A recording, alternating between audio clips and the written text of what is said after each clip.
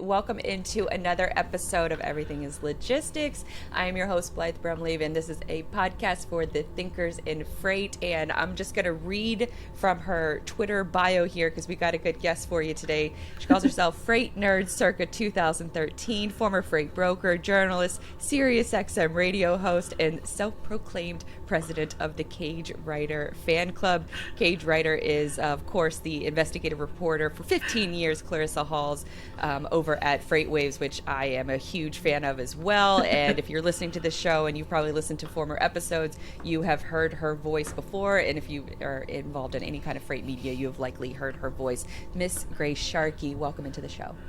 Thank you so much. This is so fun. Heck yeah. So for folks who may not be aware, we're kind of trading off. We're doing like content partnerships here. We're opening up our content game here.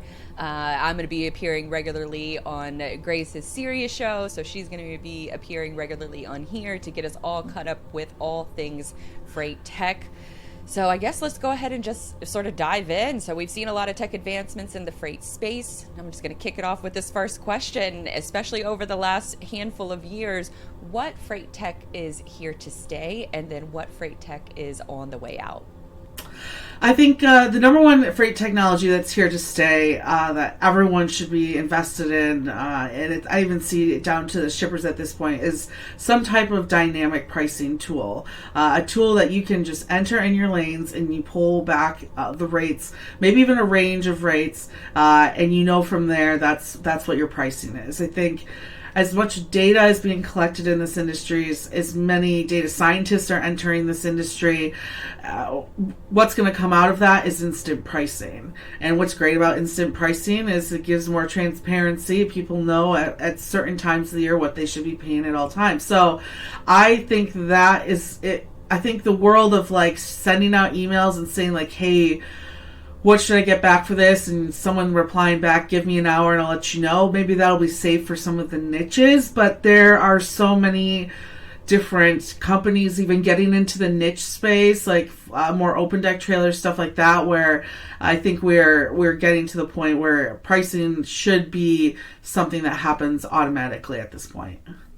And that was always something that was kind of a dream of mine, of building these freight websites all over the years. What we would have on a typical website is, hey, request for quote. And nobody ever fills that out because you don't know who it's going to. No. And it's just one of those, it's one of the things that like 3PLs love to add to their site, but nobody ever actually submits anything to it because I think they forget that shippers, typically have brokers beating down their door in order to do business with them. So they're not going to actively like seek you out and request a quote from your website. Do you see kind of, I guess, maybe like a future where these tools are integrated into somebody's website, or is this something that would still be more on like the private side of things where the broker is logging in, has access to all that information, and then they can communicate that to the potential shipper? I could see a little bit of both. I think there's definitely been tools and companies out there that have been transparent online with a lot of that stuff. I think what does come into play a little bit with like having that online compared to like setting up a customer and having them pull that directly from like your TMS or some type of system is, there's so much minutia in freight. So to give like an overall quote with just knowing it's a van, but like not knowing what the product is in there, if there's any type of loading instructions or unloading or lumber pays and all that jazz, that could be maybe holding some of that back.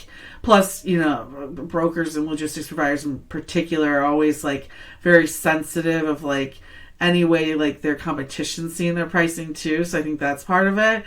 But I think more of like once you actually get a shipper integrated into your systems, it's gonna be no more of that email back and forth, and there'll be some type of tool or some type of integration TMS style where your shippers know exactly what the rates they're going to get from you as well. That's what I think is really interesting, is you're starting to see shippers invest in a lot of these platforms themselves. Which means that if you're not able and ready to integrate into those, then you're going to have a tough time saying, well, can you maybe copy and paste them and send them to... No, there's going to be none of that, I think, in the future. Oh, that's super interesting if the shipper controls it. So is it maybe a situation where the shipper maybe has their own load boards and they invite brokers to bid within their own systems? Exactly. That's kind of how I see it. It's like the shipper's putting out, maybe it's for RFQ process or something like that, where there's more of a procurement process, and then those are automatically tendered to you.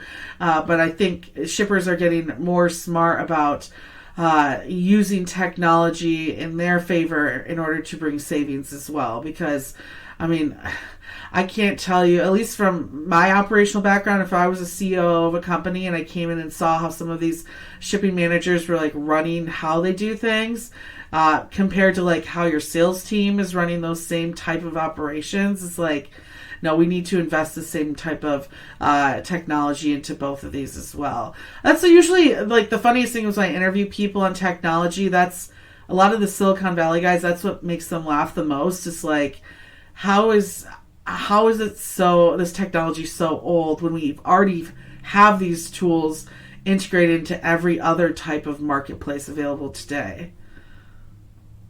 And I think that that is probably the lingering question is that everybody is just so maybe, and I'm just making an assumption here, correct me if I'm wrong, but everybody is just so invested in what they've already invested in 10 years ago that they're not willing to take that additional leap. Is that a safe assumption?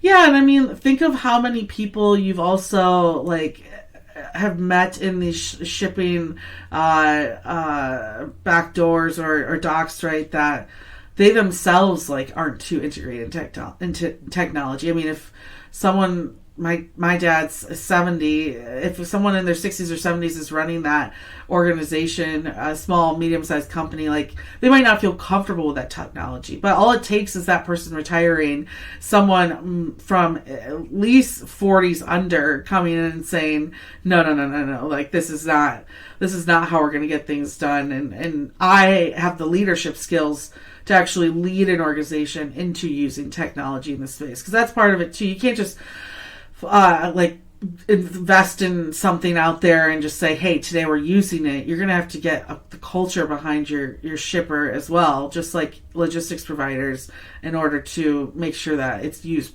properly at the end of the day. So we talk about dynamic pricing as being something that's more for the future, but what about the quote unquote technology that might be on the way out? Are there any sort of, tech stacks or concepts within technology within the freight space that are on the way out? I wouldn't I don't want to say like maybe on the way out. Maybe this will take a while, but I think I'm very interested in like asset tracking, not through the driver's phone, but like actually tracking the asset. I mean, we have ELDs, we have, look at someone like Tive, right? Who can put these trackers on pallets directly.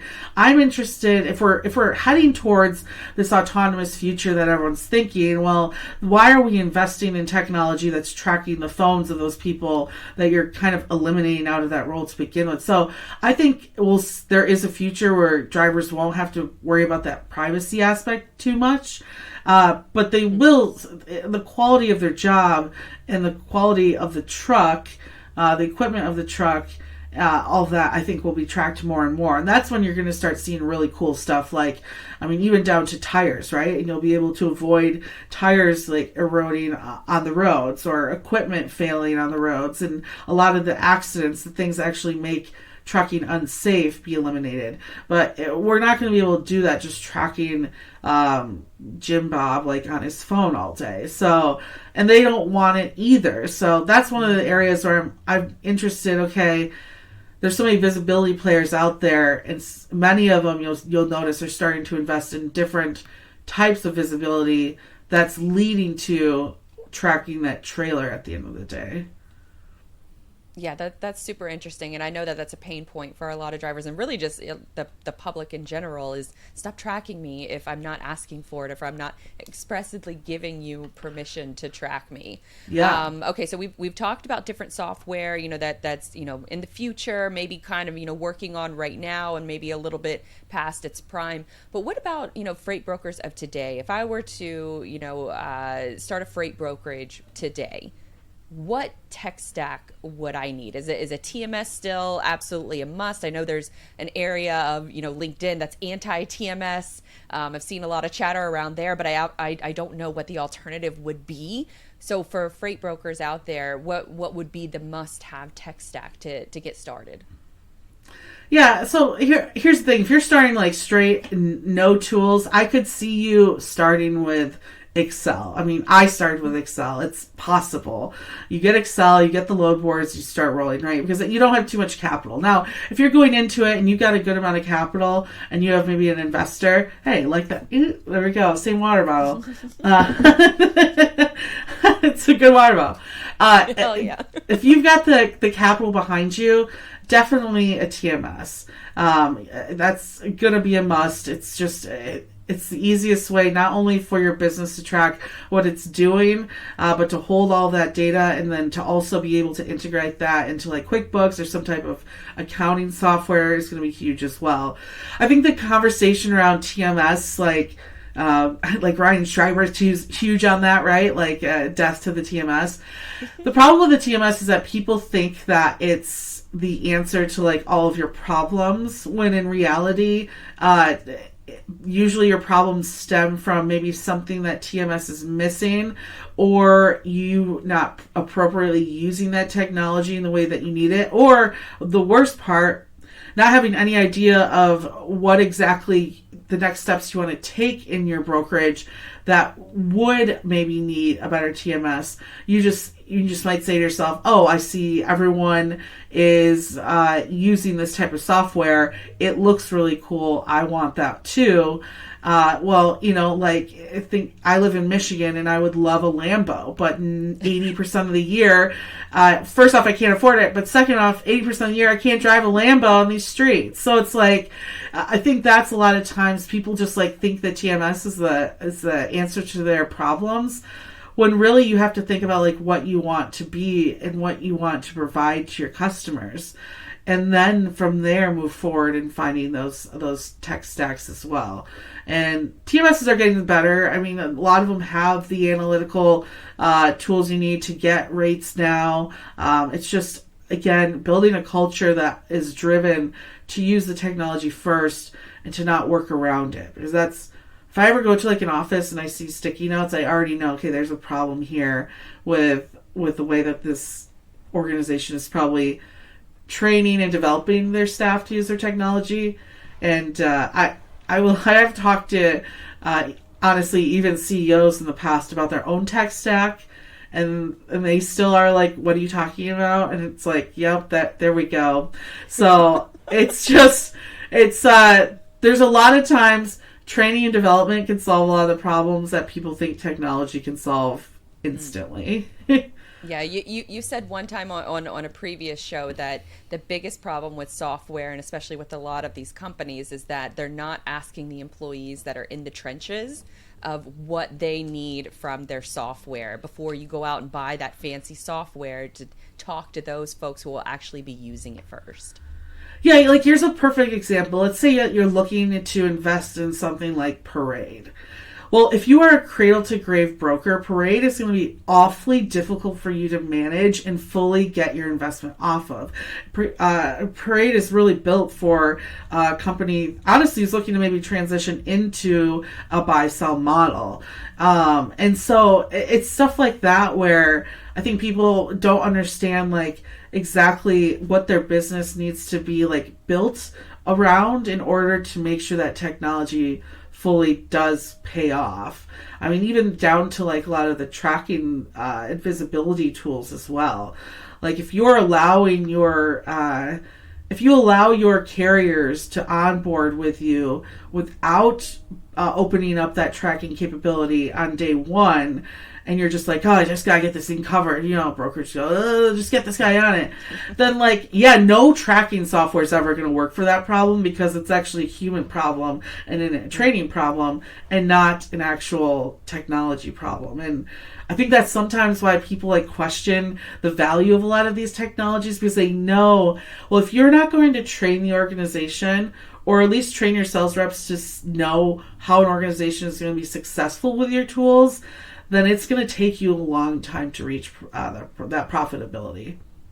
Yeah, I think I saw a tweet the other day that was talking about reasons to partner with a boutique 3PL instead of the company ShipBob. And this guy just eviscerated. I'll link to it in the show notes in case you guys want to check it out. But there was just so many replies under that guy's tweet that talked about a similar experience. And the number one sort of common trend was onboarding, and that they felt like they didn't get the proper onboarding from ShipBob themselves. So allegedly, I have to probably put that out there.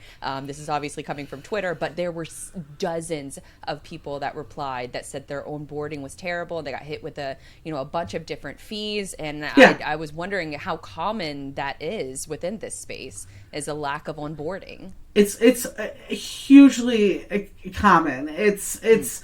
And I think it frustrates me the most, and there's people who even like sell technology where I'm like, why do you guys do this? And I think part of it is, a lot of this stuff, even in a brokerage, carriers as well, these problems stem from like how you're incentivizing your employees at the end of the day. If you're incentivizing them to just get signatures on big contracts, and that's what gets them that trip to the Bahamas or whatever every year, then they're not going to care what happens after that signature's done. They're going to be happy and they're going to move forward, and likely your customer service reps are going to have to suffer through the rest of it. Whereas if you actually like incentivize them based on like how long it was in use or how many users were using certain tools, which all that stuff can be tracked, then I think you'd see a little bit differently. And there's really good companies that really help with this type of stuff. There's tech companies that I think realize that, but you'll see it in the reviews. There's a number of them where I always highly suggest like you check out the reviews on these, search them on Twitter, right? Like you just did, and see the problems. And then when you're having conversations with them, say, we have no one in our four walls that knows technology. We don't have a CTO. We don't have a tech guy in the back who's going to make sure that our data is scrubbed and clean every time that you're pulling this. And I think sometimes technology companies need to say, okay, let's continue this conversation when you're willing to make that investment, because this stuff is powerful, but it's not going to work unless you have someone driving it from your team as well. So that happens really often, and I think it's really sad because half the people in this industry are like sales dudes or come from trucking families. Like they are barely learning about like pivot tables in Excel. They don't have any idea what it means if the data comes out wrong. They think it's your fault, and then it's just people pointing at each other when it's really the teams aren't set up right for that technology at the end of the day. Well said. Invest in the entire experience of your customers, not just the initial sell. And I think that that's also problematic from the VC standpoint, where it's like growth at all costs sort of mindset, and that it's just on to the next person, on to the next, instead of making sure that integration is seamless as possible. So Grace, you cover a variety. You create literally the most content, I think, out of any person within this industry. I think maybe Dooner rivals you, but I think you got them as far as like, especially with like daily radio shows. And then also you have 2 different podcasts that you record every week. I don't know what else the hell you do, but you write a lot as well. It just feels like a lot. So the last couple of months, what have you covered? What have been some of your favorite stories that you covered that you think folks should be aware of? I even just covered another one today. As much as I'm kind of putting these companies down, there's been a lot of layoffs, right, in technology. I think what gets mostly frustrated when I see a lot of the rhetoric around these layoffs in particular is the fact that these companies are failing. Like they're not failing. They're making very, very distinct business hard decisions, but business decisions in order to mirror what the economy is showing today. I think it really frustrates me when I see, especially unfortunately, some of these employees coming out. It's like, yeah, I do hear from a lot of them as well. Yeah, they're going under. Like, that's why they're laying all these people off. It's like, no, they're not going under. They might be changing the way that they work. They might be investing in different pieces that are working better. They might be making the right steps towards profitability, but they're not going under. And I just hope people understand that, because what needs to be done is a lot of these employees, they need to go into these jobs realizing that that's the tech space, that's how it works, and you need to have conversations with your managers, whoever's hiring you, about long-term goals and what the company is looking forward to. And hey, I noticed you guys raised a lot of money in the last few years. What's your growth strategy look like? How are you building to meet your investors' needs, right? Like, ask people at the company those questions. Ask the people that you're interviewing, so you have a good idea, and so that you also have an idea of like whether or not you have job stability in some of these organizations. So I think that like frustrates me, like the rhetoric that like these companies aren't like providing any value. I think we'd be hearing a little bit more if that were true. It's like a lot of these companies have become so big, it's going to be very difficult for them to fail with the resources they have and with what the investors have invested into them. I mean, you do have a few failures here and there, someone like Slink.io, right, that Clarissa covered, where it's like, no, yeah, this guy is a scumbag.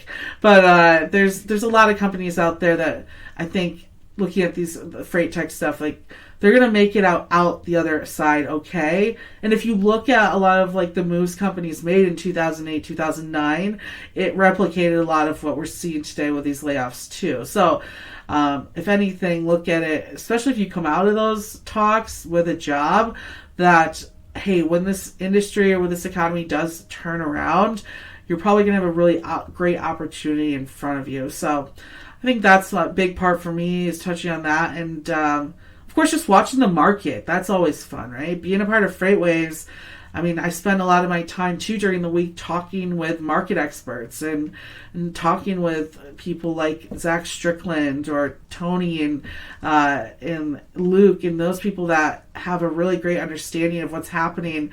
I love data and science, but I also don't have enough time in my day to like be as deep as they are. So for me, it's really cool to like, to like watch them like make these and see it pay off. And sometimes it's positive news and sometimes it's good, but someone's got to be there to tell these companies that there might not be a great market coming ahead of them, because we don't want people to overinvest in assets. We don't want people to make poor decisions and have to lay people off at the end of the day. Absolutely. I mean, you can only make so many educated guesses from the data set that you're looking at. But FreightWaves in particular, I now that you mentioned, and I saw a tweet the other day from CEO Craig Fuller, and he mentioned that the load boards is probably one of the areas that is the most ripe for disruption. And I was curious, based on everything that you've analyzed within the tech space, if you think that is one of, if that's one of the one that you would place a bet on as far as like disruption, or if there's other areas of freight that you think are also ripe for disruption as well. When I'm going to use a buzzword, I really think blockchain technology. Okay. Yeah, no, I'm going to get even worse with it and say blockchain. Because and part of that tweet he like brought up, and every broker out there knows this. Like, let's say you have a load of I'm going to use an open deck because it'll make it even worse. Let's say you have a load of steel sheets. They're 10 feet long and they weigh 20,000 pounds, right? I mean, that right there, that load could go on a flatbed, step deck, technically an RGN, depending on everything's being loaded. If it's coming from the side, you could depending on the weight of the truck, maybe a hot shot. There's like 4 or 5 different trailers you could use. So what does a broker do? Well, based on their TMS, and how it lets them do this, and likely it's the worst way possible, They will post it for a flatbed, except for all 4 of those. Now, let's say that it can go anytime this week. Now they're also posting it to go out every day out of the week. So now you have 20 postings that actually are only equivalent to 1 shipment.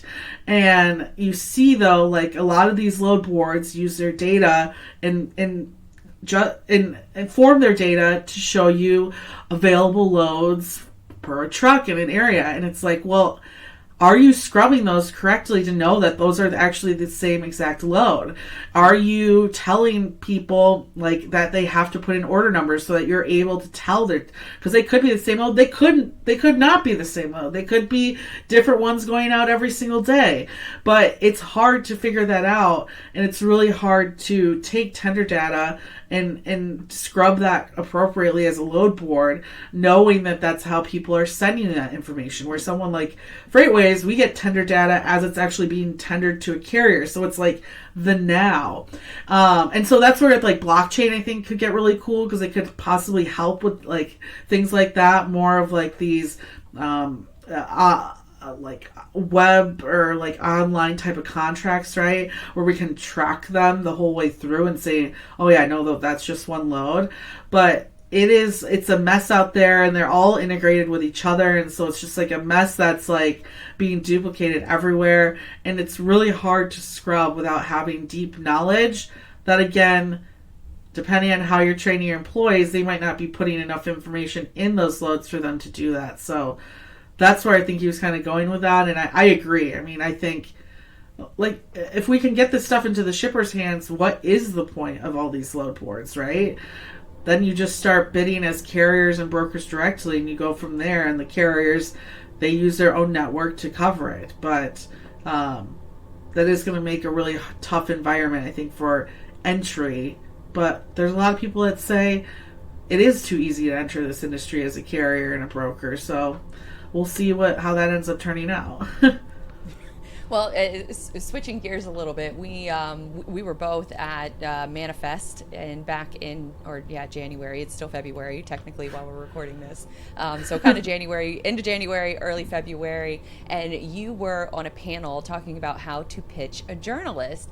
And apparently it was, from what I heard, I missed it because my flight issues. People already know about that. I've talked enough about that.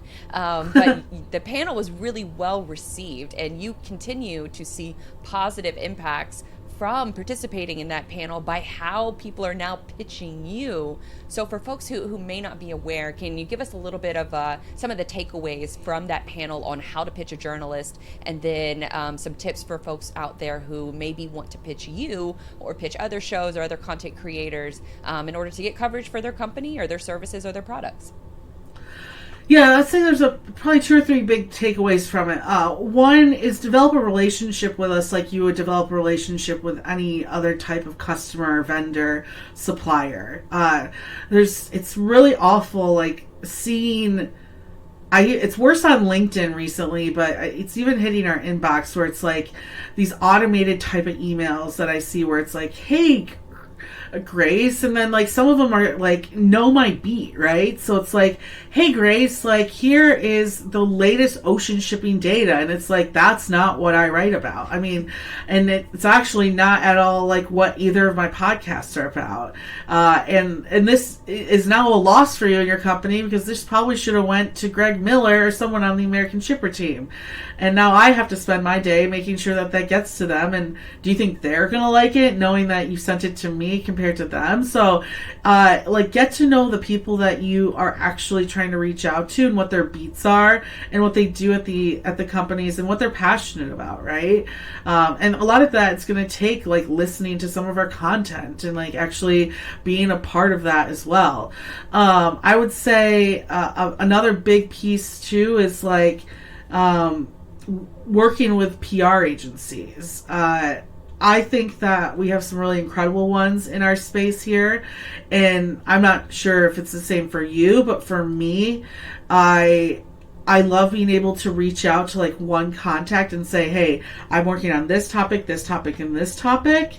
And do you have anyone in mind for all of those? And they will come back quickly with them. And that's really helpful for a content creator who really doesn't have a ton of time to go out there and try to find a ton of people. So really, you might think to yourself, hey, we have a director of marketing, like, we have someone that can do that. Well, here's the thing. A director of marketing's job is to help sales and work in between to raise more revenue for the company. A PR's team is to build your relationship with the public. And again, they're incentivized to do two different jobs. So just because you have a CMO does not mean that CMO should be running all of your PR with different news sites. So think about that aspect as well. And then last but not least, know the audience you're reaching out to. I can't tell you how many times I see things hit the Wall Street Journal. I'm like, God, that was a boring story, and this could have been so much cooler if you went to someone who actually knew what logistics was, you know. And I understand, like, one of the other panelists had like brought up the fact, like, you know, you go to Wall Street when you want investor. You go to Wall Street, Forbes, Business Insider when you want investors to hear about you. You go to TechCrunch when you're looking to recruit.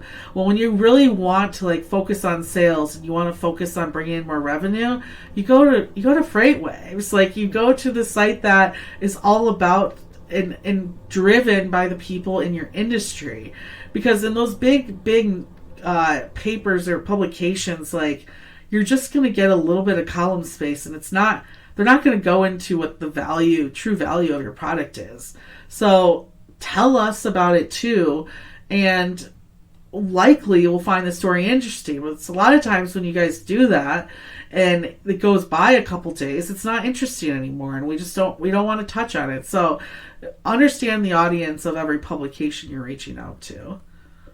Very well said. Marketing is not PR, and PR is not marketing. That was a big takeaway from what you just said. Now, I know we only have a few more minutes left here, so I have to ask this very important question. Speaking of knowing your audience, I personally waited in a 2-hour virtual queue today to get passes for Disney's new ride Tron that opens up in Magic Kingdom. And speaking of waiting in virtual queues, I was wondering, how long have you ever waited for a Beyonce concert ticket?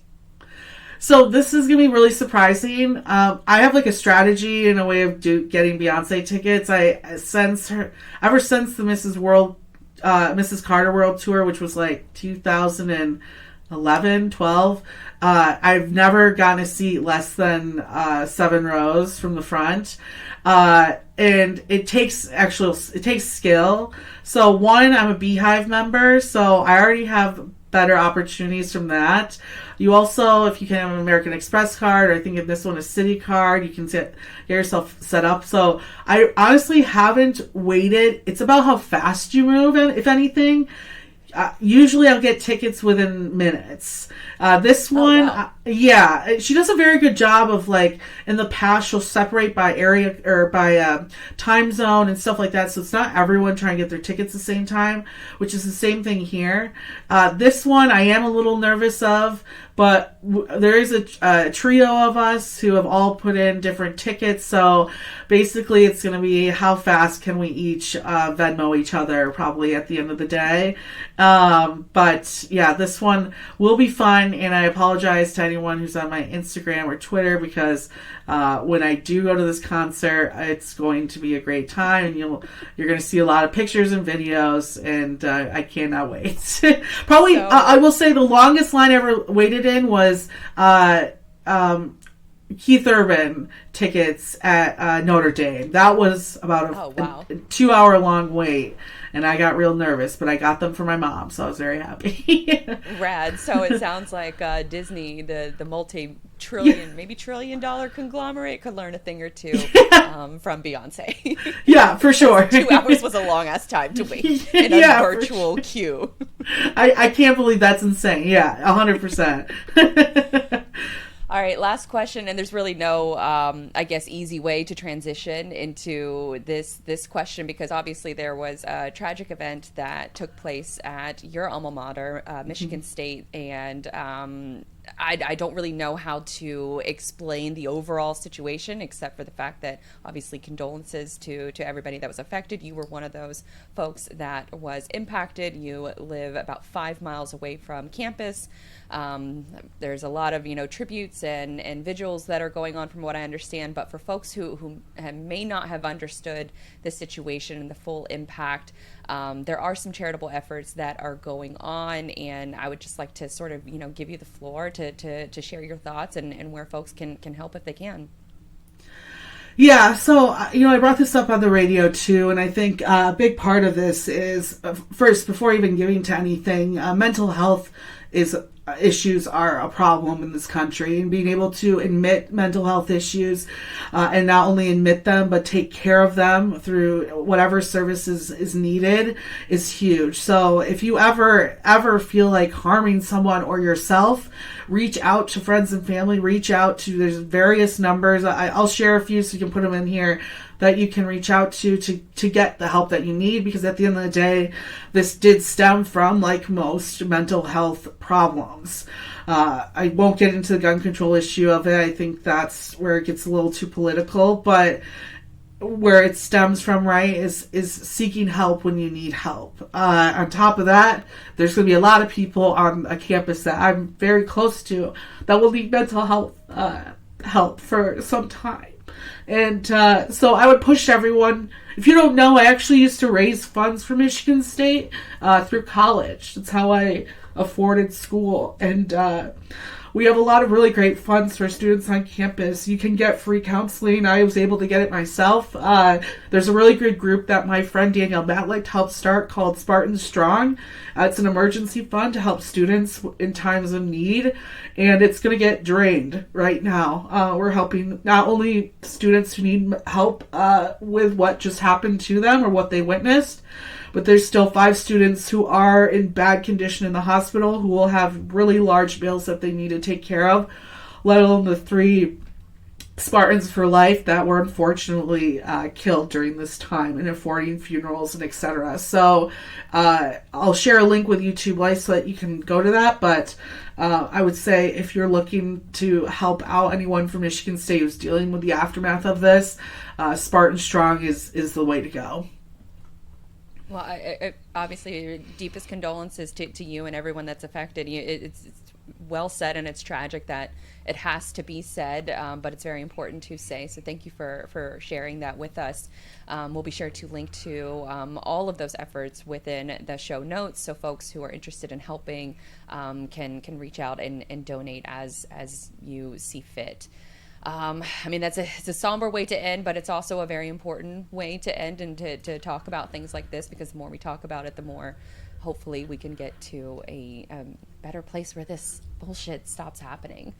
Yeah. All right, Grace, where can folks, follow more of your work? You're obviously all over the place with social media and radio and podcasts, TV appearances, conferences. Where can folks follow all of your work? Yeah, so go to my LinkedIn. If you go to my LinkedIn or my Twitter, if you can share handles with them, Blythe, for that, you can actually get my link tree, which shout out to Blythe for pushing me to get one of those. And that will take you to every single outlet I have. It'll take you to my podcast that I have on the retail supply chain and women in this industry. It'll take you to a link to the SiriusXM page so you can listen to our show, which is on Freightwaves Drive Time, Monday through Friday, every day from 5 to 7. And of course, you can check out my content from there, articles that I've written for Freightwaves as well. So you'll get it all in one spot if you hit that link tree, that link as well. Awesome. Grace, you're awesome. Thank you so much for sharing all of your stories and just a range of topics that obviously you can talk about. And we're very thankful to have you on the show as a repeated guest. And we look forward to talking with you next month. Love ya. Thank you. Love you too.